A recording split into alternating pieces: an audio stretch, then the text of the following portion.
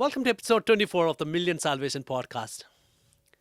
It was Sunday, the third day after the death of Jesus. The first rays of dawn touched the quiet hills of Jerusalem. The city still slept, but one heart was wide awake, Mary Magdalene's. She walked hurriedly towards the tomb, carrying spices to anoint the body of her beloved Master. Every step was heavy with grief, every breath filled with longing. When she reached the garden, she stopped in disbelief. The great stone that sealed the tomb was rolled away. The silence of that moment screamed louder than words. Trembling, she bent down and looked inside. The body was gone.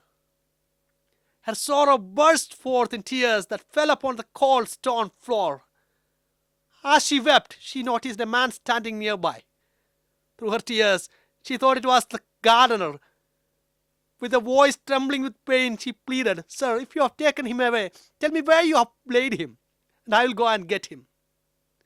Then came that word that changed everything. A single word, Mary. It was a voice that she knew better than any other. The voice that once freed her, healed her, and called her by name. In that instant, her darkness turned into light. The Lord was alive. The tomb of death had become the garden of life. Jesus looked at her with mercy and said, "Go to my brothers and tell them that I am ascending to my Father and your Father, and to my God and your God." And Mary Magdalene ran, the first messenger of resurrection, her tears now shining with joy. The resurrection is the heart of Christian faith. Everything that Jesus said and did finds its meaning here. Death is conquered, sin is defeated, and life has triumphed. The stone that was rolled away is not only the entrance to an empty tomb, it is the opening to eternity. The Catechism of the Catholic Church teaches that resurrection of Jesus is the crowning truth of our faith in Christ. It confirms all that he taught and fulfills every promise of God. Through his resurrection, Jesus opens us the way to new life. Life in grace. Life that will never end. Risen Christ is not merely a memory of the past. He is alive today, present in his church, and especially in the Eucharist.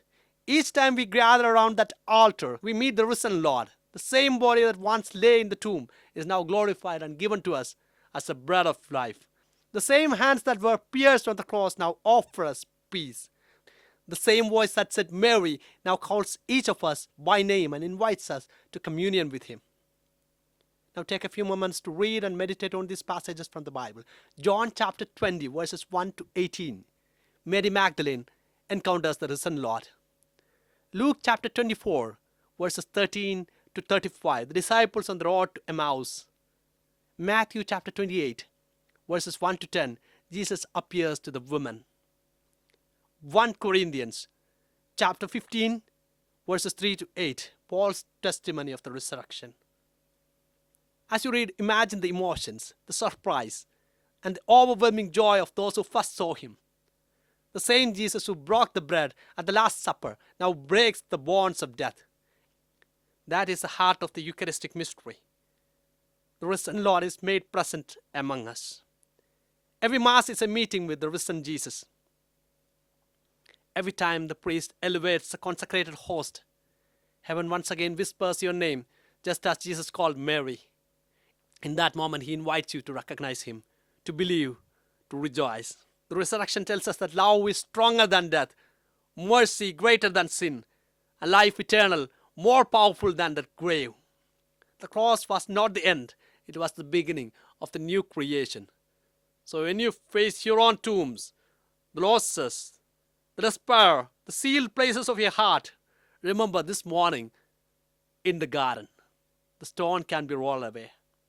Christ is risen, and because he lives, we too shall live. We'll meet again in the next episode as we continue the story of the risen Lord, how he appeared to his disciples and entrusted them with the mission of spreading the gospel to the ends of the earth. Until then, may the blessing of God remain with you. Thank you.